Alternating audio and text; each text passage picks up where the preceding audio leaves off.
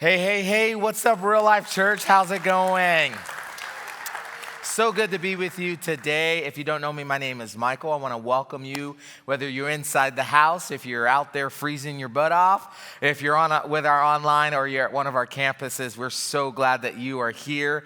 Today, we're continuing a series of messages that we've been in called Kids These Days. And if you've been following along with us, we've been journeying through this New Testament book, which is the second half of the Bible, called Ephesians. And it's written by this guy named Paul. And Paul, who basically wrote most of the New Testament, the second half of the Bible, writes a letter to a group of people following Jesus in this first century city called Ephesus, which was at the time a leading commercial, political, and intellectual center in what is now called modern day Turkey. And those followers were facing all kinds of challenges to this new way of faith that they were living out and the way of following Jesus. I mean, it was a daily drama of trying not to be persecuted and murdered for following Jesus, and by trying to live out this way that ran countercultural to the way that world and time lived as. Now, I don't know about you, but when what you think of when you think of the word drama, okay?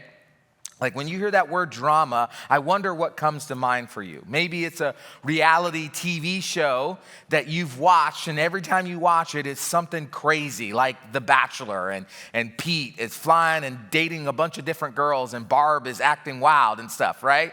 Or maybe it's your neighborhood social media page and you're watching cars on fire at the mall. Shout out to What's Up SEV for keeping us informed, right?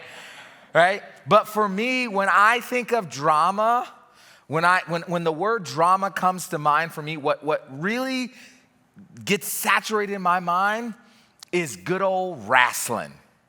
Okay? Now, have you ever heard of this? Wrestling? Maybe you say it correctly, which is wrestling, but listen, I'm from the southern states of the United States. We say wrestling, okay? Right? You ever heard of wrestling? There's this company called, well, at the time when I was a kid in the 90s, it was called the WWF. Then they had to change it to WWE. But every time, when I think of drama, this is what I think of. And when I was a kid, this was the coolest thing on the planet. Every Monday night, my family, my uncle, my mom, my grandmas, my sisters, we would gather around our little small television and we would watch the wrestlers wrestle, right? Now, I'm talking about wrestlers like, Hollywood Hulk Hogan or the American Hero, right? You heard of Hulk Hogan? Or what about Bret the Hitman Hart, right? The excellence of execution. Oh, how about the Nature Boy, Ric Flair? Woo! Right? Ric Flair, remember Ric Flair? How about the dark side, the phenom, the Undertaker? Every time the bell would toll, I literally had to go change my underwear. That's how scary this dude was. How about like the Brahma Bull, The Rock, if you smell, right? Remember The Rock? Okay. And then you had like the Big Show, like the Big Show. I loved wrestling as a kid. I really did. I remember this one time, and coincidentally, this actually taught me and got me to believe that prayer works. Here's how. I remember one time I was watching wrestling one night. It was Monday Night Raw, and if you grew up in the 90s and you watched Raw, you knew it was like the thing to be watching. And there was this bad guy, okay, his name was Triple H, okay? And he was beating up on this other guy, and his name was Mankind, okay? It's a weird name, but that was his name. And he was like, they were jumping and beating him up, and he was bloody, and he was bruised. And it just gotten to the point where, I was just so oh my gosh, this guy, this poor guy, he needs help. And I just remember praying, okay, God, I kind of know who you are, but if you are real, you are going to send somebody to help this poor guy because he's getting beat up to a bloody pulp. If you will send somebody, God, that would be awesome. I mean, the level of drama at that moment, it was giving me all kind of anxiety as a 13-year-old. And I just remember the moment that I literally said amen, I heard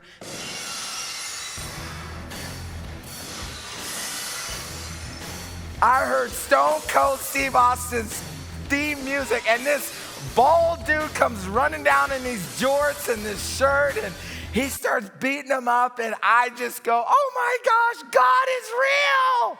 God is real! Now listen, okay, like, we all know that it was staged and it was fake and it's all planned, but let me tell you, you could not tell 13-year-old me at the time that this was fake, okay?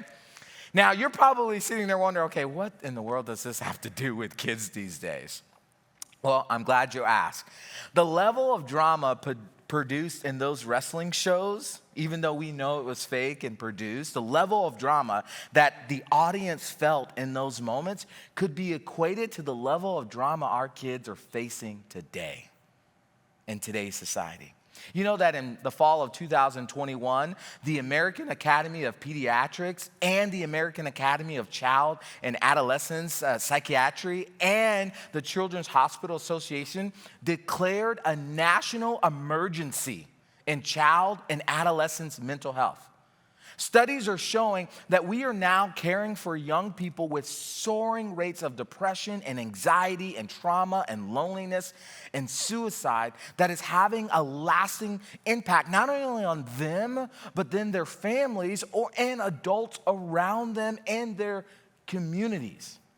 Now, I'm not going to stand here and try to tell you that, we can fix this right now, just like that. We can stop this dead in its tracks. I'd be lying to you if I did.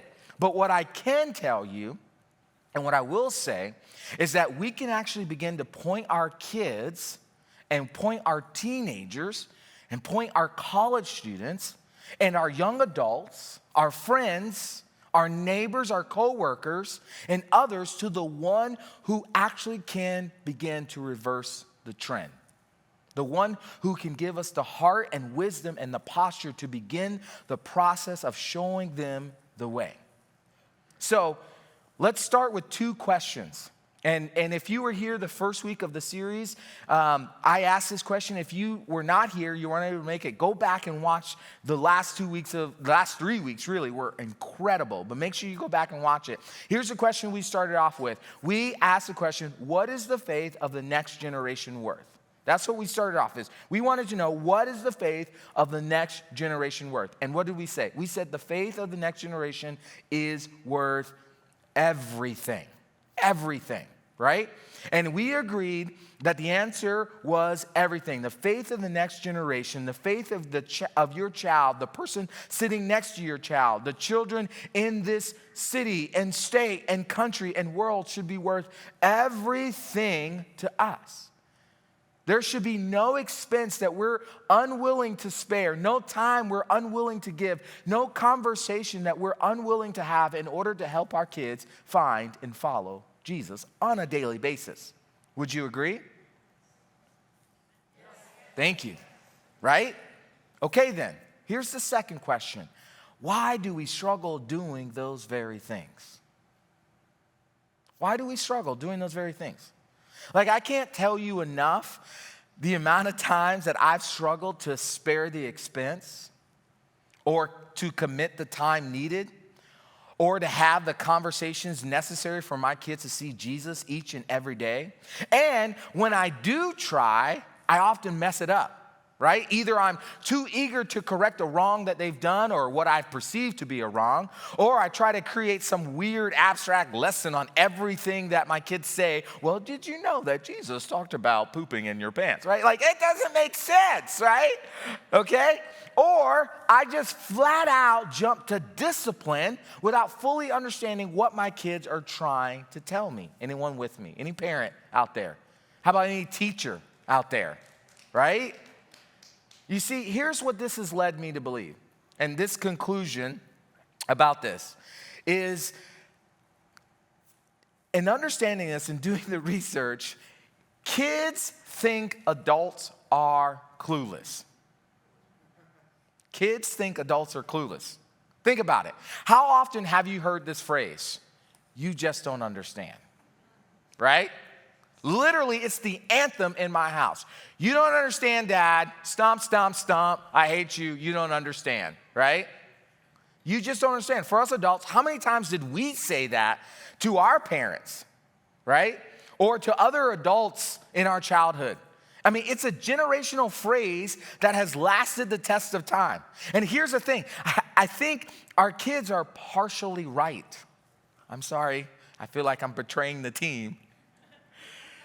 But we don't fully understand the dynamic of what they're facing in today's culture, in society. Now, listen, here's what I'm not saying. I'm not saying that we don't get them. Of course we do. Like, on some level, we have understanding because we were all once kids before. So, of course, we can understand what it's like to be a kid and the pressure of that. But never before in the history of our world has the pressure of being a kid felt more weighted than now. I mean, just think about what our kids are facing now. Social media addiction. I mean, thanks to technology, kids these days have something new to be addicted to. And as adults, guess what? We are too. And we're finding it harder and harder to keep up with the numerous social media apps that are out there. I mean, adults are finding it harder to understand why there's so many of them. I don't understand. I watch Instagram Reels. I don't need a TikTok, I keep telling my kids, right? But then there are others you're like, no, I don't even need an Instagram Reels. I wait for it to show up on Facebook 10 days later, right? And some of you are like, wow, you're so old. I'm on Snapchat. I'm 8 years in the future. It's like, I can't keep up with all these apps, and I'm only 37. I mean, we're just finding it harder and harder. And of course, what is happening is kids are more so glued to their phones and their screens all day long. How about this? FOMO, the fear of missing out, right? Driven by constant connectivity afforded by social media, teens are now suffering from FOMO. They feel that everyone is having way more fun and living a way better life while they're being left out.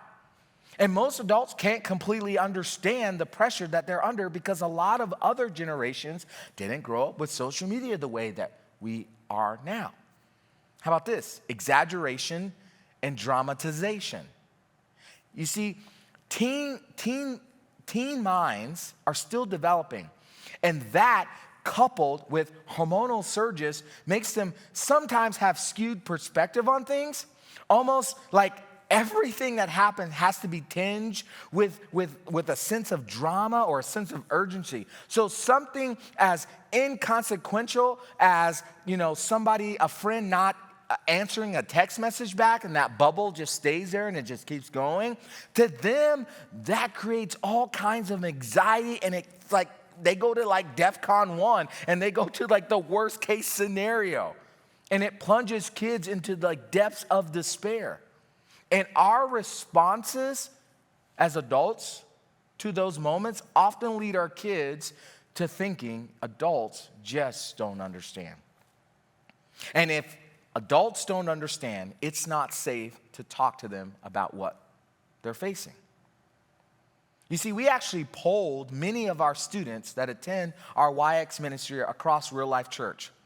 And we also polled many of you parents who have students who attend our YX ministry. And let me show you some of the results that we're seeing. We asked the question, what is the biggest struggle that you wish you could talk to your parents about? 69% of the students said they struggle talking about anything to their parents. That should be ringing bells in your head. 16% of the students said it was they struggle talking about the drama with their friends in school or their parents. 12% of students said it was mental health issues. 11% of students said it was talking about school. 7% of the students said it was some of their insecurities. 6% of the students said it was talking about sexuality and dating. And here's the interesting thing. It's not just kids or teenagers who are struggling to talk to their parents or other adults about issues going on in their life. Guess what? The parents we surveyed struggled as well. We asked parents, what are some of the hard topics to talk to your kids about? 86% of the adults said they struggle talking to their kids about hard things. 86%. 41% of the adults said sex and sexuality and drugs was a hard thing to talk about.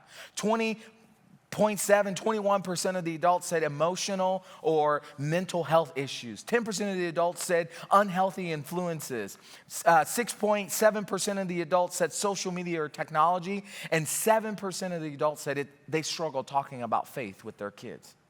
You see, what we're finding is that kids these days actually want to talk to their parents or other adults about them, and they want them to understand them. And parents and adults actually want to understand what kids these days are facing. But both kids and adults are like ships in the night. And so we need to get to the table of these conversations with the right kind of mindset and posture in order to have fruitful, gracious, and loving and truthful conversations. We need to get to the table so these things can happen, right? Now, let's go back to Paul. Remember, he was writing this letter to a bunch of people who were facing tons of drama, and they didn't know how to manage or navigate these things, what were happening. This community of followers were made up of mostly non-Jewish believers, commonly referred to as Gentiles, okay? So Ephesus was really a lot of non-Jewish people. And Paul is writing to them in part to encourage them and then to make it absolutely clear that both Jewish followers of Jesus and Gentile followers of Jesus have been grafted together as one united community following Jesus. Not two separate, but one. And in the opening few verses of chapter 4, in which I believe we're going to see this mindset that I think both kids and parents need to have in order to come together to fight the craziness that our kids these days are facing, that our adults these days are facing. Here's what Paul says. He says, therefore, I, a prisoner for serving the Lord, beg you to lead a life worthy of your calling. For you have been called by God. Always be humble and gentle. Always be humble and gentle and be patient with each other, making allowances for each other's faults because of your love. Make every effort to keep yourselves united in the Spirit, binding yourselves together with peace. For there is one body and one Spirit, just as you have been called to the glorious hope for the future.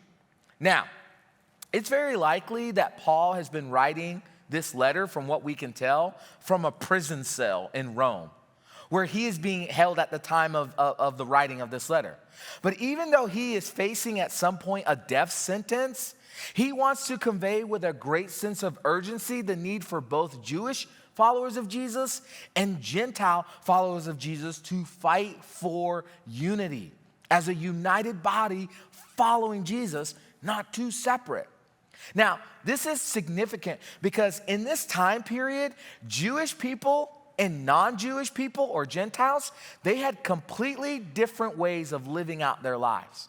You see, the Jewish people thought one way and felt that their way was the only way. Remember, if you know anything about the ancient Jewish culture, they were the chosen people of God. I mean, they had the spoken and written word of God on how to live and conduct their life. I mean, they had this thing, the Jewish law, which had over 600 individual laws that had to be lived out. The Gentiles, the non-Jewish people, on the other hand, were only concerned with the laws and politics of Rome. The rulers of the Gentile thought didn't really care what people believed or who they worshiped as long as their first allegiance was to Rome and to the emperor. So what happens when you have legalistic a Jewish person who now must coexist in the same context as the free-spirited Gentile person. You have two people groups who just don't understand each other. And that isn't unlike what our adults and our kids are dealing with today. On one hand, you have adults who have already experienced adolescence, and they're finding it harder and harder to relate and translate important truths to kids these days. And on the other hand, you have kids these days who are experiencing things in this day and age that are beyond what many adults have ever seen and or have the patience to walk through or the wisdom to impart, right? And so here comes Paul pleading with both groups, Jews and Gentiles, adults and kids. Do everything we can to fight for unity in community. For Paul, it didn't matter which perspective each party was coming from. He didn't see one as more or less right than the other. What he believed, what he wanted for them to see, for you and I to see, is that none of our perspectives matter unless it is unified in the nature, love, grace, and truth of Jesus. Only then would we be able to find the common ground among each other to process through and experience and to gain the wisdom from each other to grow in love for one another. So here's what I want to do. I just want to lay out this mindset and the posture that Paul encourages us to have as we fight for unity. I believe that as both adults and kids, if we have this mindset, if we practice these postures, we'll be able to find more common ground with each other, be able to hear each other, be able to bear one another's burdens, and thereby helping our kids and adults move one step closer to finding and following Jesus. Because their faith should be worth everything. So Paul starts by saying this: always be humble and gentle. Now, here's what's so interesting about humility and gentleness being the first thing that Paul talks about here.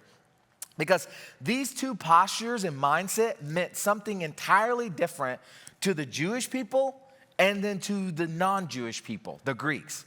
You see, in the Jewish culture, the teaching of humility and gentleness goes all the way back to the first half of the Bible called the Old Testament, right? Like this wasn't a foreign concept to them. Yet, interesting enough, when they encountered followers of Jesus who weren't Jewish, they actually thought less of them. They looked down on them. Because they assumed that because they were Jewish, they had a higher birthright than those other non-Jewish people. They were highborn and the Greeks were lowborn. Now, to the Greeks, humility and gentleness was not seen as a virtue of desire. It was actually seen as a sign of weakness. If you were humble and gentle, you were weak and you didn't deserve the day of time. But Paul argues that humility and gentleness should lead the way in our interactions with each other. Like, we have to get to this space and place where we can say, you know, I just don't have it all figured out. How about we journey together towards Jesus and we'll figure this out together? So what does that look like? Well, adults or parents or anybody that is around kids. You know what that looks like? That looks like listening to listen instead of listening to respond. Now, this is a struggle of mine. I have a lot of earwax in my ear, so I only hear bits and pieces of what my kids are saying. But when they talk to me, when they're trying to tell me something, I struggle with listening to just listen. I'm listening to try to hear the problem that they need me to solve, right? And the thing is sometimes it's not even a problem to solve. They just really need dad to listen. And remember, we don't all have this figured out. And while we might have some helpful advice, oftentimes our kids just need us to listen. And the more we do that, I believe the more they will be open to actually hearing that helpful advice when the time calls for it. Now, if you're a student in the room or kid in the room or a college student and you're watching this, let me just tell you something. What this means is humility and gentleness means that It means understanding that while us adults don't know everything, we do know some things. And the things we don't know, would you allow for us to discover it with you? Help find some solutions alongside of you. Enlist the help of those who can help you. Don't just assume that we are clueless. How about you give us the benefit of the doubt? Because at the end of the day, we're all after your good. And hopefully our posture of that will show you that together. Paul goes on to say to be patient and make allowances. You see, when we have a humble and gentle posture and mindset, we'll understand that neither group is perfect and are bound to make mistakes. Let me tell you, kids, as adults and parents, we don't often get it right all the time, okay? We'll admit that. But neither do you.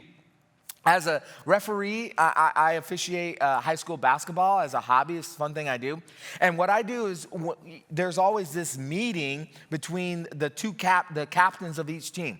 And so they come together and I'll give them some instructions. And then I always say this. I always ask them a question. I will say, you're going to miss some shots, right? And they'll say, yes, we're going to miss some shots. And I'll say, okay, well, we're going to miss some calls, right? As referees, we're going to miss some calls. And they'll say, yes, because they're scared. They don't want me to tee them up right there, right? And I'll say, but we're going to win 100% of the arguments, right? In the same way, kids, as parents, we don't always get it right. We're going to miss some shots. We're going to miss some calls. But man, as parents, we're going to win those arguments. Here's why. We know where you're going. We know where you're going. So each of us, our humility allows for us to acknowledge that and extend extraordinary grace to one another, okay? I can think of many times where my lack of patience with my kids or my inability to extend grace to them in one moment or another has done damage to our relationship because neither of us could arrive at this idea that, hey, dad's not perfect, kid's not perfect. Let's show some grace to each other, right? Now, here's what I want to make clear and what I'm not saying. I'm not saying that we should let our parents, I'm not saying that we should let our kids just do whatever and allow them to not answer and deal with the consequences of their mistakes. That's not leading them the right way. In the same way, what I am saying is that there are better ways to instruct them, better ways to help them move along. Sheltering our kids from the world isn't the answer. Hands-off parenting is most certainly the wrong approach. There is a more balanced approach I believe that we can take with our kids to help prepare them for all that awaits in society for them. All that is coming at them. Paul would go on to say, make every effort. At the end of the day, Paul argues that we should make every effort to fight for unity. There will be things in this world that the enemy will use to try and cause division between us and the next generation. Just as he uses nationality and upbringing and law and politics and reason and intellectualism to try and divide the Jewish followers of Jesus and the Gentile followers of Jesus. We must fight for unity in our community, in our families. So adults or parents, what this means is that we have to be intentional about the time we spend with them. This isn't a checklist that we just check off. Oh, I hung out with my kid today. Check. I said hi to my daughter. Check. I asked if she wanted dinner and she didn't say anything, so I'm going to bed. Check. Right? That's not what this is. It's an everyday, whenever possible responsibility. And in that time we spend with them, we are getting to know the personalities, the likes, the dislikes, and we take an active role in shaping our kids. Kids. What this means is that you are open to that time with your parents and adults. And let me tell you, being in your room with the door closed, screaming on the other side of it is not quality time, okay? coming out of your room and hanging out with your parents, hearing about what they're going through, their life, and the wisdom that they have for you, sharing your day with your parents. That means something to them. It means that you're developing and cultivating this trust amongst each other so that your parent can help you process through all the things that you're dealing with. Now, here's why this is so important for us to understand, okay? And here's why Paul urges for us to so boldly fight for unity. He says that if we do these things, if we are humble and gentle to each other, if we are patient and we make allowances for each other, for each other's mistakes, if we make every effort to fight for unity, then we won't be tossed and blown by every wind of new teaching. We will not be influenced when people try to trick us with the lies so clever that they sound like truth. Instead, we will speak truth in love, growing in every way more and more like Christ, who is the head of the body, the church. He makes the whole body fit together perfectly as each part does on its own special work. It helps the other parts grow so that the whole body is healthy and growing and full of love. Man, Paul understood what we have to understand. A divided community doesn't stand a chance when the enemy comes to steal, kill, and destroy. Now, let me be as clear as I possibly can. The enemy is coming. And he is coming as hard as he can for your kids. The enemy is the best at what he does, and he will use any means necessary to divide and conquer if we do not fight for unity with the next generation. And we're already seeing the effects of that right now. And we have to do everything in our God-given ability to contend for the faith of the next generation. And the faith we send the next generation with better be better than the faith of ours.